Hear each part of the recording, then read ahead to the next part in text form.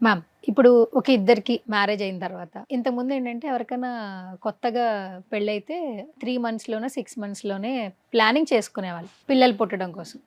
ఇంకా ముందు తరాలు చూస్తే అసలు ప్లానింగే ఉండేది కాదట. అంటే వాళ్ళకి నార్మల్‌గా ప్రెగ్నెన్సీ అనేది వచ్చేది. ఇప్పుడేంటంటే మేము ఒక 1 ఇయర్ ఎంజాయ్ చేయాలి, 2 ఇయర్స్ ఎంజాయ్ చేయాలి. తర్వాత మేము పిల్లలు కావాలనుకుంటున్నాం. మాకు కొంచెం ఫ్రీడమ్ కావాలి భార్యాభర్తలకని చెప్తున్నారు. చాలా ఓపెన్‌గా చెప్తున్నారు. తర్వాత తర్వాత లేట్ అయిపోవడం వల్ల కూడా ప్రెగ్నెన్సీ అనేది రావట్లేదు నౌఎడేస్. ప్లానింగ్ అనేది కీ రోల్ ప్లే చేస్తది భార్యకి, భర్తకి మధ్య అని చెప్తూ ఉంటారు పెద్దలు. సో, మీరేం చెప్తారు? అసలు ప్లానింగ్ అనేది ఏ విధంగా ఉండాలి? అసలు ప్లానింగ్ అనేది అవసరమా? ఒకవేళ ప్లానింగ్ చేస్తే వైఫ్ నుంచే ఎక్కువుంటుంది. మెన్స్ నుంచి కొంచెం తక్కువుంటుంది. ఎందుకంటే వాళ్ళు చాలా బిజీ షెడ్యూల్‌లో బయట వర్క్ చేసుకొని ఫ్యామిలీని రన్ చేయాలి కాబట్టి ఎన్నో బాధ్యతలు వాళ్ళ బ్రెయిన్‌లో ఉంటాయి.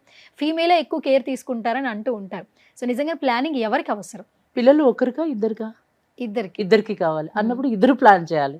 Okay. And there is nothing like నేను బిజీగా ఉన్నాను, నాకు టైం లేదు అన్నప్పుడు పిల్లలే వద్దు. హ్మ్. నిజంగా వద్దు.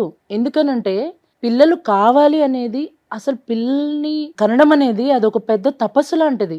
It's not so easy. ఒకప్పుడు కూడా ఉండేవి ప్రాబ్లమ్స్, కానీ ఎక్కడో వినేవాళ్ళం మనం, వాళ్ళకి పిల్లలు లేరు, వీళ్ళకి పిల్లలు లేరని. మీరు అన్నారు ఇంతకు ముందు వాళ్ళు ఏం ప్లాన్ చేసుకోలేదు కదా, ఎందుకు అట్లా, ఇప్పుడు ఎందుకు ప్లానింగ్ అవసరం అని. ఇంతకు ముందు వాళ్ళు ప్లాన్ ఏం చేసుకోవట్లేదు, కానీ ఇదంతా కూడా వాళ్ళ ఒక పరంపరని ఫాలో అవుతూ ఉండేవాళ్ళు. మా అమ్మమ్మ, అమ్మ, నేను అని వాళ్ళు ఏం చెప్పారు, అమ్మమ్మ చెప్పింది అమ్మ చేసేది, అమ్మ చెప్పింది తను చేసేది, అలా వరుసగా ఉండేది. ఇప్పుడు అమ్మమ్మ మిస్, అమ్మ మిస్ అంటే ఉన్నారు, వాళ్ళు ఎక్కడో ఉన్నారు, మేము మా ఫ్రీడంలో మేము ఉన్నాం. మా లైఫ్ స్టైల్ వేరే, మా తినడం వేరే, నైట్ అంతా నైట్ లైఫ్ ఉంటుంది.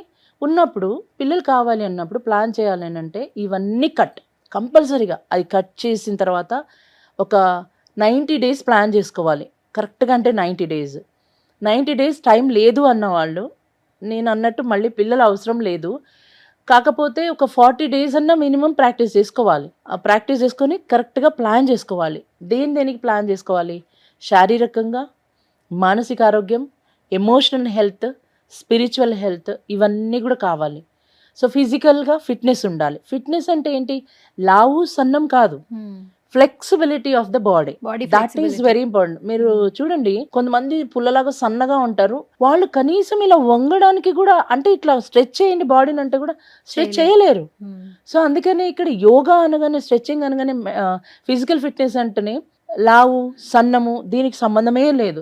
Your body should be very flexible. అదొకటి. అంటే డైలీ దీన్ని ప్రాక్టీస్ చేసుకోవాలి, ఒక టైం అంటూ పెట్టుకొని ఫిజికల్ ఎక్సర్సైజ్, యోగా. అండ్ రెండోది మెంటల్ హెల్త్. మెంటల్ హెల్త్ అంటే మానసిక ఆరోగ్యం చాలా బాగుండాలి. వర్క్కి వెళ్తారు, అక్కడ ఏదో వర్క్ స్ట్రెస్ ఉంటది, అందరికీ ఉంటది, కానీ దాన్ని బ్యాలెన్స్ చేసే విధానం కూడా ఉంది కదా. మనం సమస్యలోనే భాగంగా ఉంటే ఎట్లా, పరిష్కారంలో భాగంగా ఉండాలి ఆల్వేస్. సో వర్క్కి వెళ్ళినప్పుడు మనం ఏదైతే ఆహారం తీసుకుంటామో అది ఆ వర్క్కి సపోర్ట్ చేస్తూ ఉండాలి.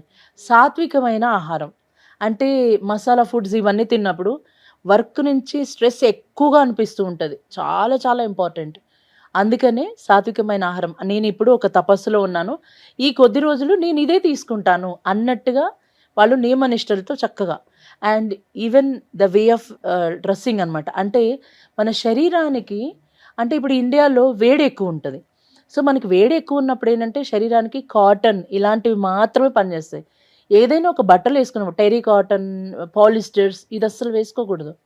అండ్ ఇంట్లో కూడా ప్లాస్టిక్స్ ఎక్కువ పెట్టుకోకూడదు. ప్రతిదీ కూడా ఎనర్జీగా మారుతుంది, మన పైన అది ప్రభావం చూపిస్తూ ఉంటుంది. అందుకని మానసికంగా స్ట్రెస్ ఎక్కువ ఉంటే కనుక మెడిటేషన్ ప్రాక్టీస్, మంత్ర జపం ప్రాక్టీస్, బట్ అన్నిటి కూడా ఒక గైడెన్స్ తోనే ముందుకెళ్ళాలి. And emotional health. ఎమోషనల్ అంటే కొంతమంది చిన్న చిన్న దానికి కూడా ఏడుస్తూ ఉంటారు, ప్రతి దానికి. దాన్ని రియాక్షన్ అంటాము, కానీ రియాక్షన్ కాదు, రియాక్ట్ అవ్వాల్సింది రియాక్ట్ కాదు, responding. This is very important.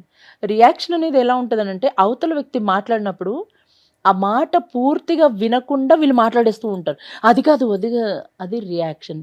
Responding అని అంటే ఏంటంటే, అరే నా మాటలో కూడా ఏమైనా పొరపాటు ఉందేమో, let me listen to them అని వాళ్ళది కూడా విని తర్వాత మాట్లాడు, ఇది రెస్పాండింగ్. ఇది ఎప్పుడైతే రెస్పాండింగ్ ఎక్కువ వస్తుంటుందో మానసిక స్థితి అంతా కూడా, ఎమోషనల్ హెల్త్ కూడా బ్యాలెన్స్ అవుతూ వస్తుంది.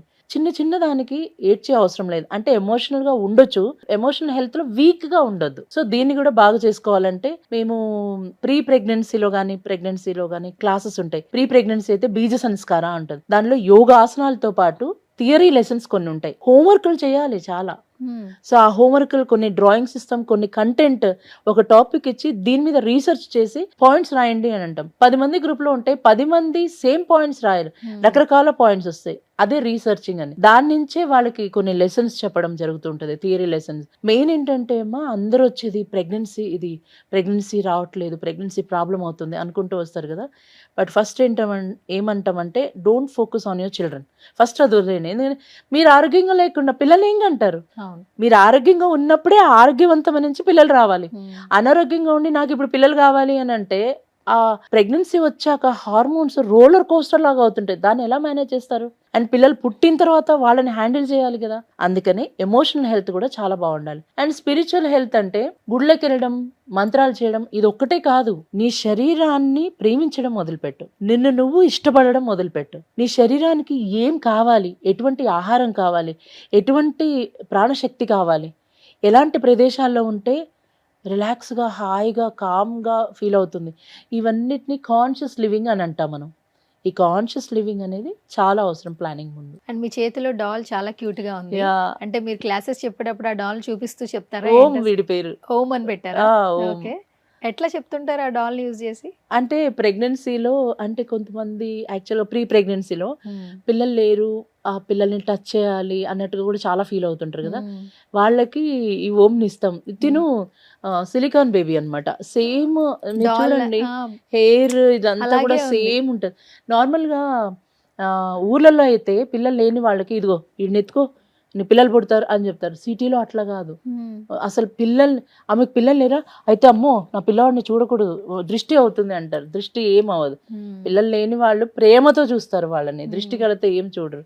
సో ఆ టచ్ కోసమని అన్నమాట. మీరు చూడండి ఒకసారి, బరువు కూడా సేమ్ ఉంటాడు చూడండి. వెయిట్ ఉంది కదా. అవును. ఎట్లా అసలు చాలా చాలా బాగుంది. అమెరికా నుంచి వచ్చాడు. అమెరికా నుంచి వచ్చాడా? ఓకే. మా క్లాసెస్ లో ఎవరైతే ఉంటారో వాళ్ళందరి దగ్గర ఒక 1 వీక్ ఉంచుతూ ఉంటాము. అండ్ మా దగ్గర క్లాస్ కి వచ్చిన వాళ్ళందరికీ అది ఎత్తుకొని విజువలైజేషన్ అనమాట. ఆ బేబీని మోస్తున్నాను, గర్భంలో మోస్తున్నా అన్నట్టు ఫీల్ అవ్వండి. ఆ ఫీల్ చాలా మంది ఎమోషనల్ అవుతూ ఉంటారు పాపం. కానీ మ్యామ్ ఇది నిజంగా ఎక్స్పీరియన్స్ చేసి తెలుస్తుంది. నిజంగా ఒక బేబీని ఎత్తుకున్న ఫీలింగే వస్తుంది. దట్టు అసలు మీరు వెయిట్ కూడా ఉంది యాక్చువల్లీ. డాల్స్ ఏంటంటే మనకి మెకానికల్ గా హ్యాపీ ఫీల్ అయిపోతాం టెక్నికల్ వైజ్. బట్ ఇది నిజంగా ఏంటంటే ఫిజికల్ గా కూడా నాతో బేబీ ఉంది అన్న ఫీలింగ్ వస్తుంది. ఆ వేళ్ళు కూడా చూడండి, పాదాలు చూడండి, అండ్ తల మీద జుట్టు కూడా చూడండి, అలా బేబీకి ఉంటే ఇక్కడ కూడా అవును అట్లాగే ఉంది. అందుకే అంత ఎమోషన్ ఫీల్ అవుతున్నట్టు. ఏమని పెట్టారు ఈ డాల్ కి? ఓం. ఎందుకు ఓం అని పెట్టారు? అంటే ఓం అని అంటే విశ్వం కదా మొత్తము.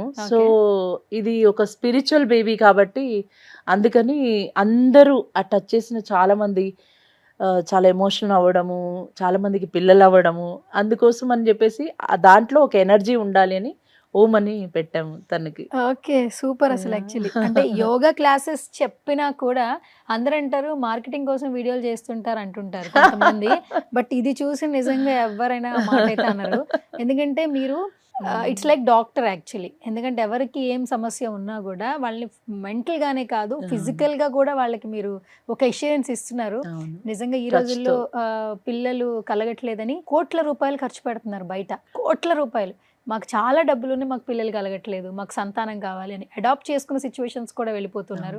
కానీ వాళ్ళు కనుక మీ దగ్గర వచ్చి ఒక లాస్ట్ ప్రయత్నం, చివరి ప్రయత్నంగా ఈ ఒక్కసారి ట్రై చేసి మీ దగ్గరకు వచ్చి నిజంగానే ఈ ప్రెగ్నెన్సీ విషయంలో యోగాలో ఎలాంటి గైడెన్స్ ఇస్తున్నారో తీసుకున్న తర్వాత మాత్రం నిజంగా ప్రెగ్నెన్సీ వస్తే నిజంగా టచ్ వుడ్ చాలా హ్యాపీగా ఉంటారు. ఓకే, సో మీ ఓమ్ని మీరు తీసేసుకోండి. డన్.